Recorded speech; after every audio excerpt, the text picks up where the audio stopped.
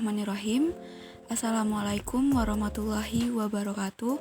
Perkenalkan, nama saya Ayunda Suska dengan NIM 119103219116. Saya dari kelas AP5C dengan jurusan Manajemen Pendidikan Islam, Universitas Islam Negeri Sultan Syarif Qasim Riau. Menurut Delianggi, dalam Agus Sugiarto dan Teguh Wahyono pada tahun 2005, arsip adalah suatu kumpulan dokumen yang disimpan secara sistematis karena mempunyai suatu kegunaan agar setiap kali diperlukan dapat secara cepat ditemukan kembali. Arsip ini merupakan catatan tertulis atau bergambar yang memuat keterangan mengenai suatu hal atau peristiwa yang dibuat untuk suatu keperluan.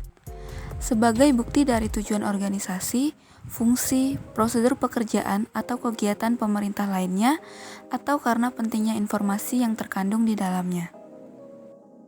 Sedangkan pengertian kearsipan menurut Sudarmayanti dalam Priyansa 2014 menyatakan bahwa kearsipan adalah kegiatan mengatur dan menyusun arsip dalam suatu tatanan yang sistematis dan logis, menyimpan serta merawat arsip untuk digunakan secara aman dan ekonomis.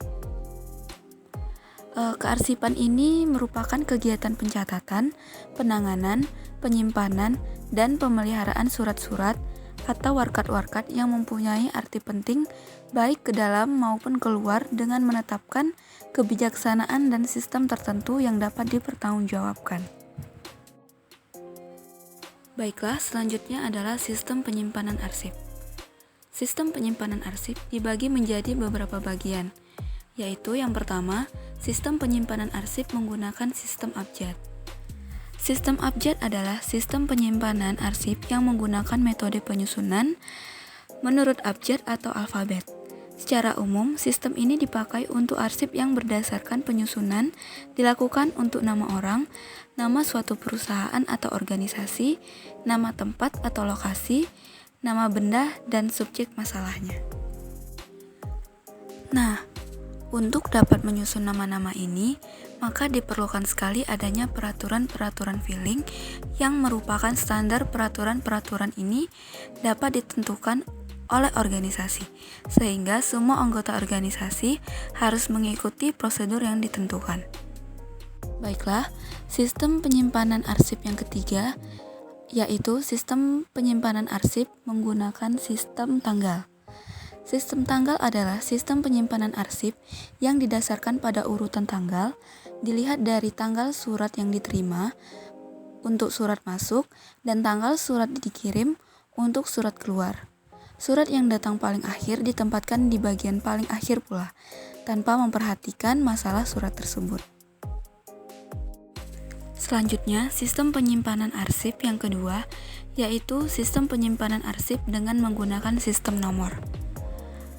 Arsip menggunakan sistem penomoran atau sistem numerik adalah di mana arsip yang disimpan berdasarkan kode nomor, atau dengan kata lain, nomor sebagai pengganti dan nama orang atau nama suatu organisasi. Baiklah, untuk selanjutnya adalah peralatan dan perlengkapan yang digunakan untuk menyimpan arsip. Yang pertama ada filing cabinet. Filing cabinet ini merupakan penyimpanan berkas ke dalam laci. Kemudian ada rotary, yaitu map yang bisa diputar.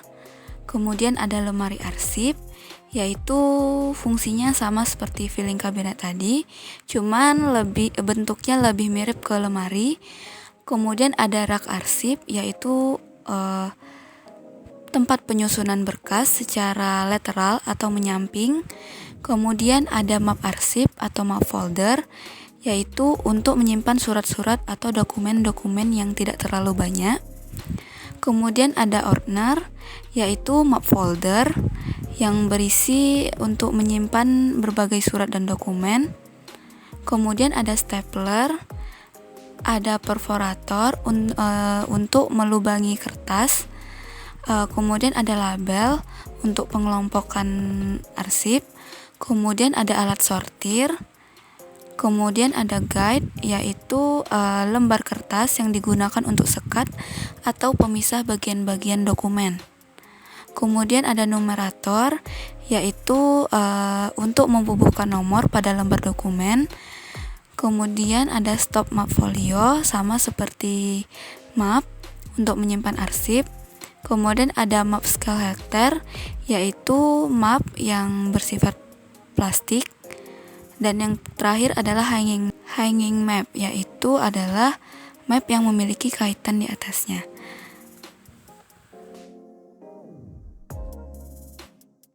Baiklah, mungkin hanya itu yang dapat saya sampaikan mengenai sistem penyimpanan arsip. Semoga apa yang saya sampaikan dapat bermanfaat bagi kita semua, dan semoga dengan adanya video ini dapat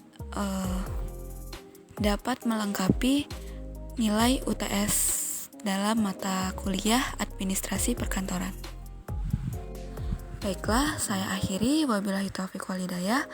Wassalamualaikum warahmatullahi wabarakatuh.